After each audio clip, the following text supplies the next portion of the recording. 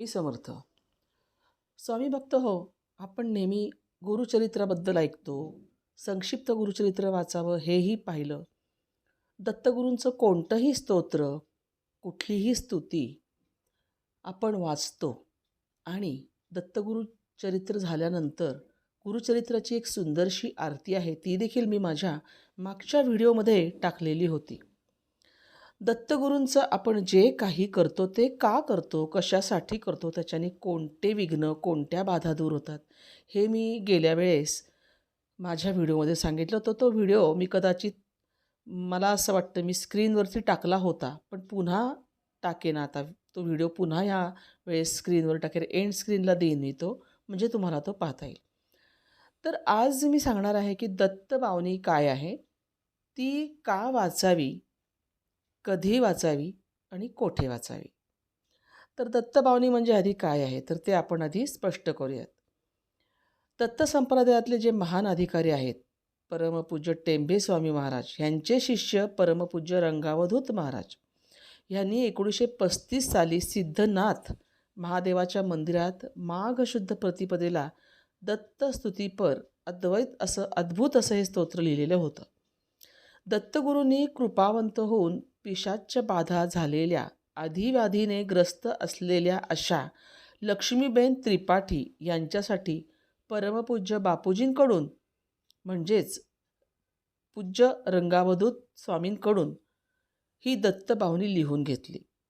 या दत्त संप्रदायामध्ये दत्तबावनीला अटंबॉम असंही म्हणलं जातं, कारण की सर्व मनोकामना पूर्ण करणारं आणि सर्व पिशाच्य बाधा, आधिव्याधी दूर करणारं असे हे खूप दिव्य असं शस्त्र आणि अस्त्र आहे, म्हणूनच याला हे नाव दिलं गेलं. तर श्री गुरुचरित्र, श्री दत्तपुराण, श्री दत्त महात्म्य, श्रीपाद चरित्रामृत, तसेच श्री गुरु सारामृत, ही बरीच सगळी ग्रंथ, ह्यांचं सगळ्यांचं सार म्हणजे काय, तर ही दत्तबावनी आहे. या सर्व ग्रंथांचं सार त्या एका दत्तबावनीमध्ये, त्या 52 अध्यायात सांगितलेलं आहे. आता हिला दत्तबावनीच का म्हणतात, तर तुलसीदास यांच्या हनुमान चालिसाप्रमाणे दत्त चालिसा असे स्तोत्र करायचे होते रंगावधूत स्वामींना. परंतु लिहिता लिहिता काय झालं, त्या ओव्या 52 झाल्या. मग परमपूज्य बापूजींनी त्या ओव्या कमी जास्त करण्याचा प्रयत्न करत असताना श्री गुरुदत्त प्रभूंनी त्यांना प्रगट होऊन सुचवले की ह्यामधली एकही ओवी कमी करू नये. वर्षाचे आठवडे 52च, गुरुचरित्राचे अध्यायही 52च, आणि म्हणूनच या स्तोत्राची ओळखसुद्धा दत्तबावनी अशीच राहील, आणि म्हणूनच ह्याचे अध्याय 52 ठेवायचे. दत्तबावनी म्हटलं की रंगावधूत महाराज, नारेश्वर अशी ही ओळख आहे. तर दत्तबावनीचा असा जन्म झाला. मग आता ही जी दत्तबावनी आहे, हिचं पारायण कसं करायचं किंवा ही कशी म्हणायची, तर दत्तबावनी ही स्वच्छ स्तोत्राने म्हटलं पाहिजे. म्हणजे आपले स्तोत्र म्हणत असताना उच्चार अतिशय स्वच्छ पाहिजे असं म्हणलं आहे. असा खुलासा केला आहे की 52 गुरुवारे नितनेम करे पाठ 52 सप्रेम, असं त्यांनी सांगूनच ठेवलेलं आहे. सलग 52 गुरुवार म्हणजेच सलग 52 आठवडे, म्हणजे प्रति गुरुवारी ही 52 ओव्यांची दत्तबावनी 52 वेळा म्हणायची आहे. म्हणजेच 52 गुरुवारी दत्तबावनीचे 52 पाठ करायचे आहेत. एकदा अनुष्ठान स्वरूप सुरू केलं की त्यात खंड मात्र पडू द्यायचा नाही. यथावकाश आपल्याला जसं जमेल त्यावेळेला वेळ मिळेल तशी ही आपण बावनी म्हणायची. म्हणजे जसं की समजा तुम्हाला 13 दिवसात जमत असेल तर रोज 4 असं करा, किंवा 26 दिवसात जमत असेल तर रोज 2 असं करून तुम्ही म्हणा. असं काहीतरी नियोजन करा. आता दत्तबावनीचे 16 वेळेचं असं कडक काहीच नियम नाही आहे. त्याच्यामध्ये फक्त शुचिर्भूत राहायचं, शुद्ध अंतःकरण ठेवायचं आणि प्रेमपूर्वक मनाने ही दत्तबावनी आपण म्हणायची. म्हणजे आज म्हटली, मग आता पुढील 7 गुरुवार 6-7 गुरुवार नाही म्हटलं तर चालेल असं नाही आहे. अजिबात करायचं नाही. हा नियम जो आहे हा नित्य चालवायला लागेल. अगदी प्रेमभराने एवढंच लक्षात ठेवायचं, आणि हेच त्याचं फक्त पथ्य आहे, बाकी काहीच नाही. तर बावनीचा एक पाठ हा सकाळी स्नान झाल्यावर म्हणायचा. एकदा म्हणायला 4 ते 5 मिनटं लागतात. तसेच संध्याकाळी दिवे लागण्याच्या वेळी पण घरी आपण म्हणू शकता, ज्यामुळे ज्ञात अज्ञात या दुष्टशक्तींचा नाश होतो आणि घरातलं जे वातावरण आहे ते मंगलमय आणि सुखसमाधान आपल्या घरामध्ये नांदतं.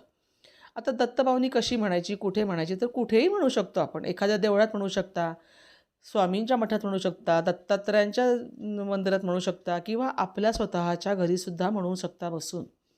तर फक्त काळजी एवढीच घ्यायची की बावनी म्हणत असताना कुठलंही सोयरसूतक किंवा वृद्धी अशा प्रकारचं येता कामा नये. म्हणजे ते येऊ शकतं, पण जर असं आलं तर मग मात्र त्या गुरुवारी ती दत्तबावनी म्हणायची नाही. दत्तबावनी हे जे स्तोत्र आहे हे अगदी कोणीही म्हणू शकतं. आबालवृद्धांपासून स्त्री पुरुष कोणीही म्हणलं तरी चालतं. त्याला कोणतं बंधन नाही आहे. स्त्रियांनी 52 गुरुवारी 52 पाठ अनुष्ठान करण्याचा जर संकल्प केला असेल तर मात्र त्यांना मासिक धर्मपालनामध्ये हा जर गुरुवार आला तर तो सोडून पुढच्या गुरुवारी त्यांनी तो संकेत धरायचा. यावेळेस त्यांनी 52 दत्तबावनीचे पठण नाही करायचे, हे लक्षात ठेवायचं. दत्तबावनीचे जे अनुष्ठान आहे ते करताना सुवासिक धूप अगरबत्ती हे मात्र आपण लावायचं आहे. तर त्यावेळेला असं म्हणजे करी धूप गाई जे एम दत्तबावनी आसप्रेम असं परमपूज्य बापूजींनी दत्तबावनीमध्ये म्हणून ठेवलेलं आहे. आणि ही दत्तबावनी म्हणताना लावलेल्या अगरबत्तीचा धुपाचा अभिमंत्रित झालेला जो अंगारा असतो तो आपण डबीमध्ये नीट जपून ठेवायचा आहे.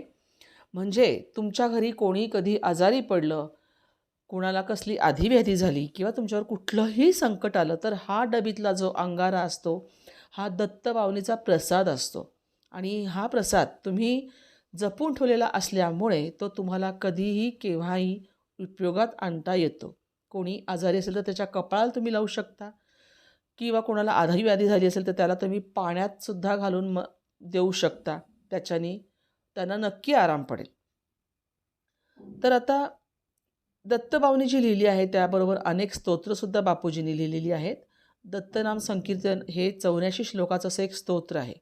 हे स्तोत्र दत्तबावनीच्या 52 पाठांचे अनुष्ठान करण्याच्या आधी म्हणायचं आणि नंतर 52 पाठ झाल्यानंतरही बावनीच्या नंतर म्हणायचे आहे. ह्याला संपुटित दत्तबावनी असं म्हटलं जातं. तर अनुष्ठान असे ह्याला म्हणतात. संपुटित दत्तबावनी हे अनुष्ठान अत्यंत प्रभावी असं साधन आहे. दत्तबावनी ही स्तोत्राचे जरी 52 गुरुवार अनुष्ठान करायचे असले तरीसुद्धा सांगता झाल्यानंतर कोणतेही उद्यापन करायचे नाही आहे. आणि तसं त्यांनी लिहूनही ठेवलेलं आहे की कुठलंही उद्यापन करायचं नाही आहे. शक्य झाल्यास 52 गुरुवारी 52 पाठ केलेली सेवा एखाद्या दत्तस्थानी, दत्त मंदिरात किंवा गुरुस्थानी जाऊन समर्पित करायची असते. अशी अखंड सेवा करण्याचं संकल्प मनी धरून दत्तबावनीची अखंडपणे सेवा करत राहावी. त्याचप्रमाणे दत्तबावनी हे स्तोत्र नित्य उपासनेतसुद्धा ठेवावं. रोज सकाळ संध्याकाळ किमान एक तरी पाठ शांतपणे आपण म्हणावा. देवाच्या समोर बसून अगरबत्ती किंवा धूप लावून हा पाठ आपण म्हणावा. आणि ह्या दत्तबावनीचे स्तोत्राचे काही गुजराती शब्द आहेत ते तोंडाला लागलेले आहेत. परंतु हळूहळू दत्तबावनी पाठ झाली की किमान रोज 13 पाठ म्हणावेत. हळूहळू दत्तकृपेने आपल्याला प्रेरणा झाली तर 52 गुरुवारी न चुकता हे 52 पाठ म्हणजेच दत्तबावनीचं एक वर्षभर अनुष्ठान करण्यामध्ये सुरुवात करावी. आता मुळात म्हणजे काय आहे की हे जे स्तोत्र आहे स्वामींनी मूळ गुजराती भाषेतील आहे, परंतु त्याचे गुजराती उच्चार काही जणांना जमत नाही. म्हणून मूळ दत्तबावनीचा आशय लक्षात घेऊन तसाच ठेवून त्याचा मराठी भाषेत अनुवाद केला आहे. म्हणूनच महाराष्ट्रामध्ये खूप जण मराठी अनुवाद म्हणतात त्याला. परंतु रंगावधूत महाराजांनी हे दिव्य स्तोत्र लिहिलं आहे ते गुजराती भाषेतच आहे. परंतु ह्या आपल्या सर्व शक्ती ह्या स्तोत्रात ओतप्रोत भरलेल्या आहेत. तुम्ही कुठलीही भाषा वापरा, मराठी वापरा, गुजराती वापरा, कन्नड वापरा, अर्थ एकच निघणार आहे. आणि प्रत्यक्ष दत्तप्रभूंनी या स्तोत्रावर आपला वरदहस्त ठेवलेला आहे. म्हणून तुम्ही कुठल्याही भाषेत जरी म्हटलं तरी ते तुमच्या हिताचं आणि सोयीचं आणि श्रेयस्करच असणार आहे. तर मराठी, इंग्रजी आणि अन्य भाषेमध्ये सुद्धा हे भक्त हे म्हणत असतात. त्यामुळेच वाचनासाठी भाषा मराठी, गुजराती किंवा देवनागरी लिपी कोणतीही असली तरी चालते. त्याचा काहीही हे परिणाम दुसरा कुठलाही वाईट होत नाही. उलट त्याच्यातले जे भावार्थ आहेत ते सेमच आहेत, सारखेच आहेत. तर अशा प्रकारे हे परमपूज्य रंगावधूत महाराजांनी ही जी दत्तबावनी लिहिलेली आहे हे स्तोत्र लिहून तुम्हा आम्हा सर्वांच्या समोर आणि आपल्यासारख्या भक्तांवर अगदी अमौलिक अशी कृपाच केली आहे असं म्हणायला हवं.